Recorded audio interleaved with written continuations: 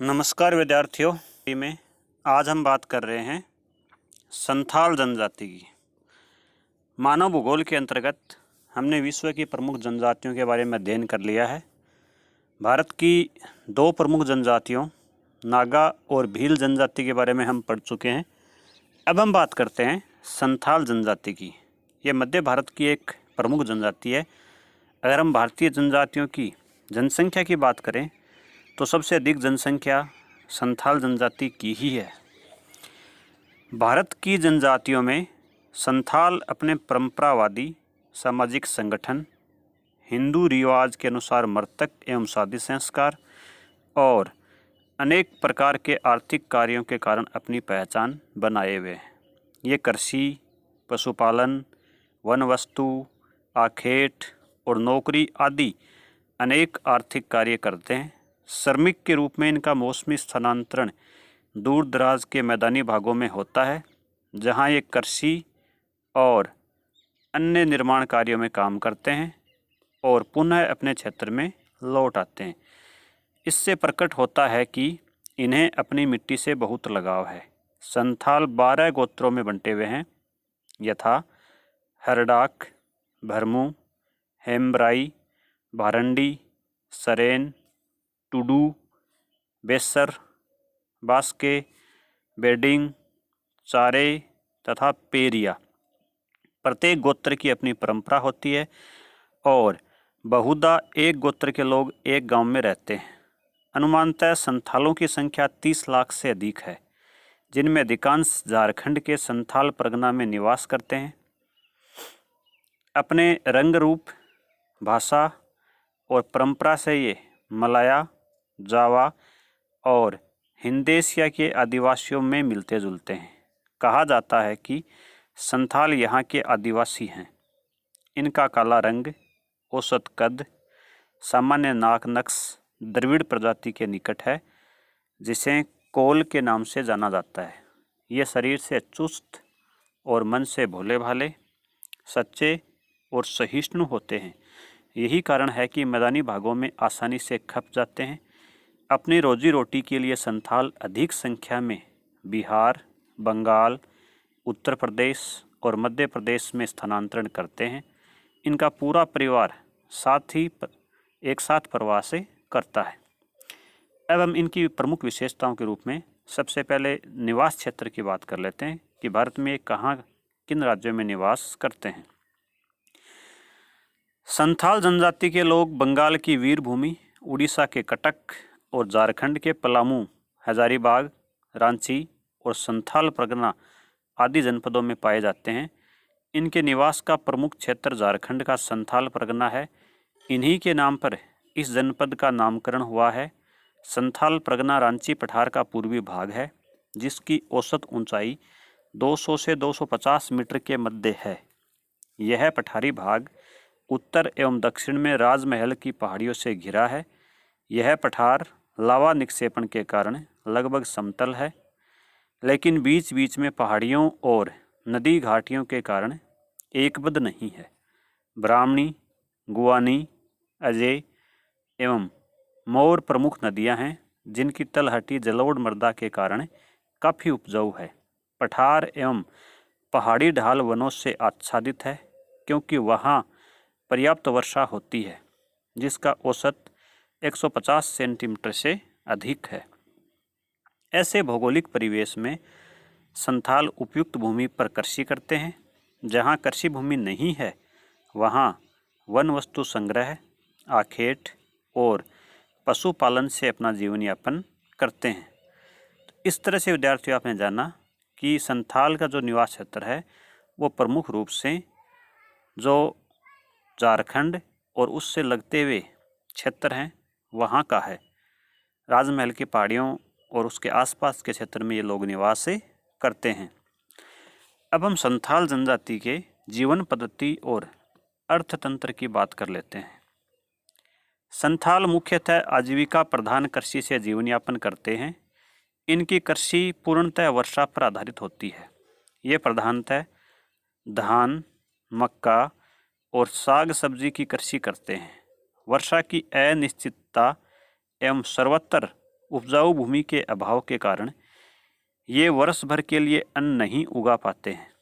फलतः भोजन की कमी को पूरा करने के लिए जंगली पशुओं का शिकार, मछली का शिकार और वन वस्तु संग्रह का काम भी करते हैं।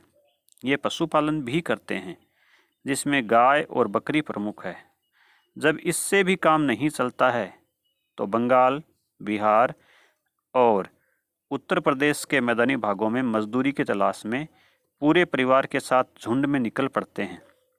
ये समीपवर्ती भाग में भी खदानों में श्रमिक का काम करते हैं। इनका प्रवास अब दूरस्थ क्षेत्रों जैसे असम, दार्जिलिंग और पंजाब तक होने लगा, जहां खेतों और निर्माण कार्यों में मजदूरी करते हैं। स्पष्ट है कि संथाल का अर्थतंत्र बहुआयामी है, फिर भी इनकी आर्थिक स्थिति अति दयनीय है, क्योंकि उदरपूर्ति और अंग ढकने की आवश्यकता ये किसी प्रकार ही पूरा कर पाते हैं। मैदानी भागों एवं खानों में इनका बहुत शोषण होता है, क्योंकि ये बहुत भोले और सच्चे लोग होते हैं। इस प्रकार से विद्यार्थियों आपने जाना कि किस प्रकार से इनका जीवन दयनीय है। अब हम बात करते हैं इनकी भोजन सामग्री के बारे में।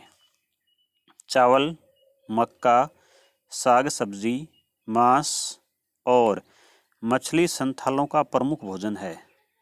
भोजन में मांस तब खाते हैं जब अन्न की कमी होती है। ये गाय का दूध और मांस दोनों का उपयोग करते हैं।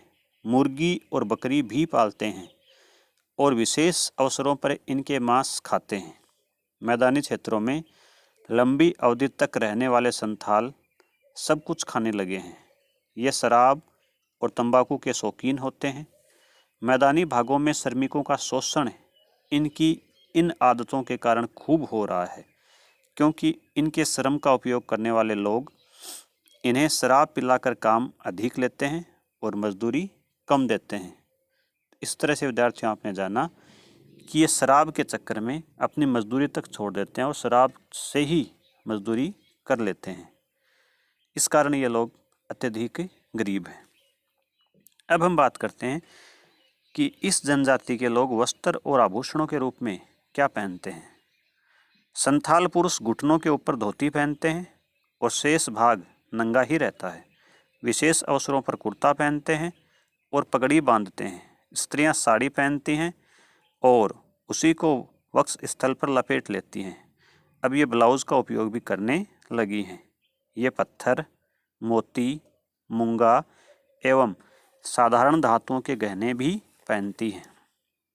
इस तरह से हमने इनके वस्त्र आभूषणों के बारे में बात की। अब हम बात करते हैं इनकी घर और बस्तियों के बारे में। संथाल का घर पत्थर, मिट्टी, लकड़ी, बांस और घास फूस का बना होता है। घरों की दीवार बांस या पत्थर से निर्मित होती है और छाजन बांस, लकड़ी और फूस के बने होते हैं। कुछ क्षेत्रों में खपरेल का प्रयोग भी करते हैं।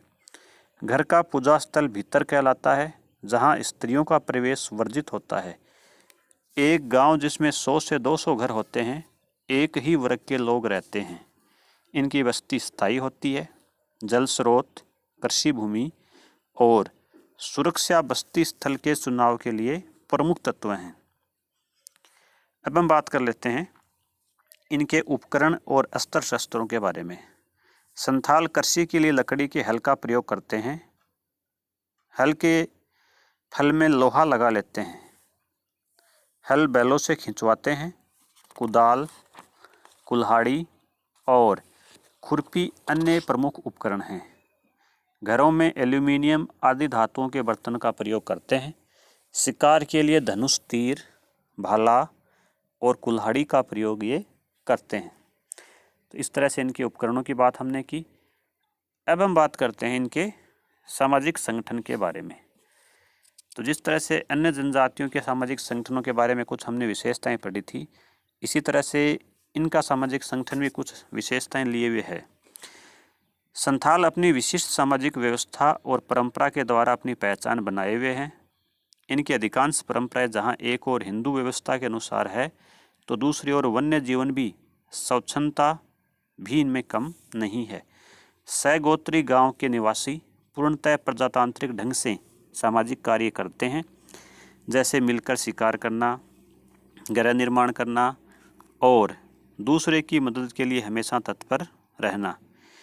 इनमें पंचायती व्यवस्था प्रचलित है, जिसका निर्णय सर्वमान्य होता है।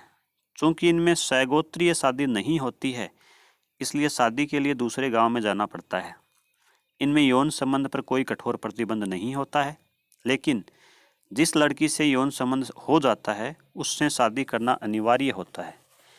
इनमें विवाह की कई प्रथाएं पाई जाती हैं, जैसे सामान्य विवाह या बपला प्रथा, जिसमें लड़के का पिता उपयुक्त लड़की की तलाश करता है और उपयुक्त वधू मिल जाने पर उसके पिता को रुपया एवं वस्त्र आदि का उपहार देकर शादी तय कर लेता है।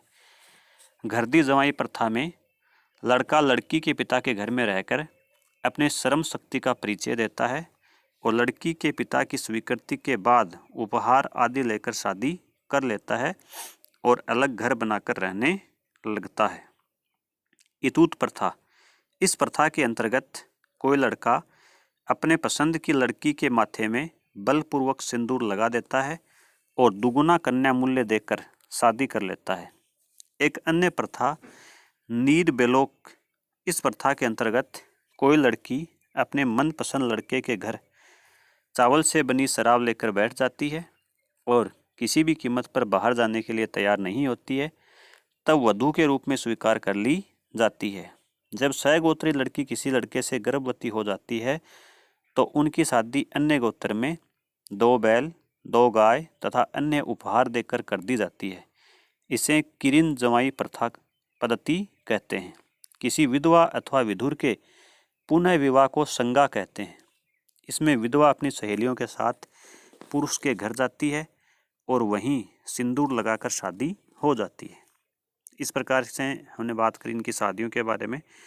संथाल में बाह्य सबसे बड़ा धार्मिक पर्व है जो मार्च में मनाया जाता है। इस अवसर पर देवताओं की पूजा अर्चना की जाती है और उसकी प्रसन्नता के लिए पशु बलि चढ़ाई जाती है। इस अवसर पर नाच गाना और सामूहिक भोज का आयोजन होता है। 16वीं इनका दूसरा बड़ा त्यौहार है जो अक्टूबर में मनाया जाता है।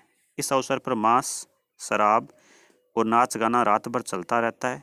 फरवरी माह में मनाया जाने वाला उत्सव सक्राता इनके शौर्य प्रदर्शन का उत्सव होता है, जब ये धनुष तीर चलाने की निपुणता प्रमाणित करते हैं।